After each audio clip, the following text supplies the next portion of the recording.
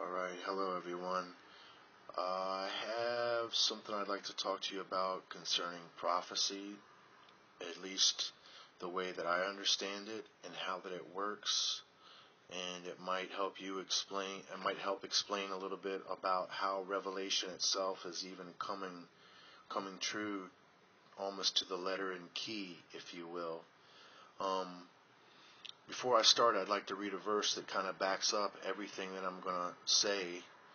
And it's going to be from Hebrews chapter 1, verse 2. Hath in these last days spoken unto us by his Son, whom hath appointed heir of all things, by whom also he made the worlds, plural. Alright, so it's literally stating right there that Christ is the creator of the worlds, plural. And then, to me, it makes a lot more sense to understand that when he says, I have many more sheep that are not of this fold. Alright, for them to not be of the fold, if all men are brothers, that means he's talking about men that are off this world, because we're all brothers, we know that. So if he has many more sheep, many more that are not of this fold, it's this immediate fold of mankind, my friends. We must begin to think in larger respects, especially when we start talking about eternity. Alright, I've got it all pre-written out here. These are my original thoughts and understanding. I hope that you can benefit. The future is created. This prophecy is coming true because it is like a goal set before them that they can aspire to, a vision in a distance that they can use, a model to even help bring about its coming. In other words, they fulfill the words of the prophets. Remember, Revelation 17 verse 17 states, For God hath put in their hearts to agree and to fulfill his will. There's another verse that I like that basically sums up all of this, and I don't know where it's found. I could have took the time, but I'm sure that you're familiar with it. It's, there is nothing new under the sun. That's an incredible decree or statement. Let's talk about this a second. There is nothing new under the sun is the hint to all this. It's like a math equation that you do in reverse to get its answer. For if nothing could appear as new under the sun, that means two things. Anything in history was preceded by something previously like it, but earlier in history.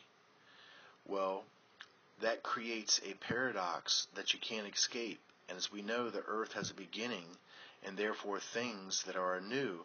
So what the decree really states is that there are many suns, and as a result, many worlds. And their firsts preceded our firsts, and always will, and it has all been done before in eternity of times, and an infinite combination of ways.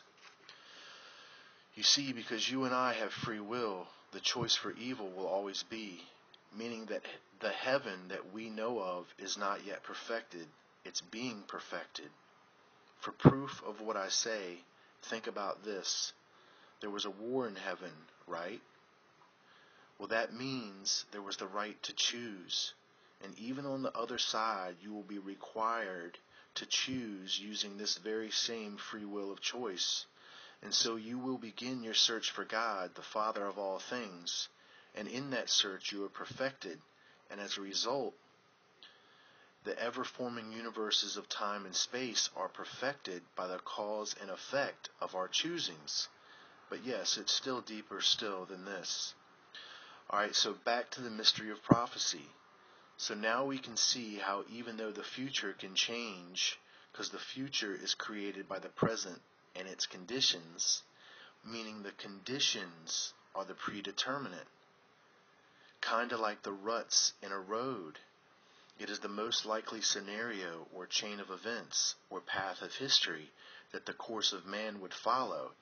So we have a predeterminate set of conditions that are creating a foreknown event or events, meaning we know where all this is going because it's all happened before.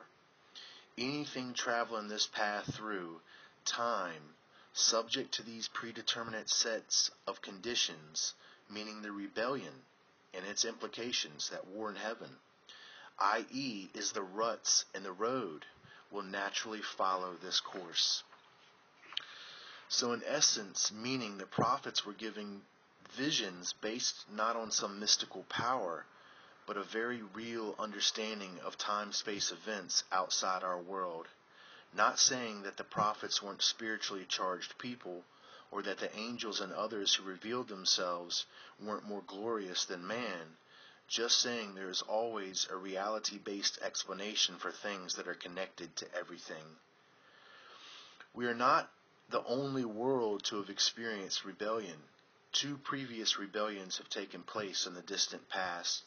Because of this prior experience with rebellion and rebels and what they rebel against, the angels of the Lord know that they all follow the same rut in the road of time and space, because our world is now and has been in rebellion for the last 200,000 years.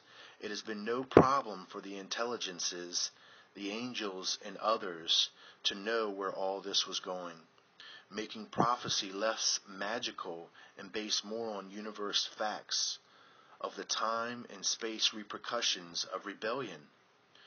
This is not the first time they have sought to play God with the sun, the moon, asteroids, and stars. Think about this. Thank you.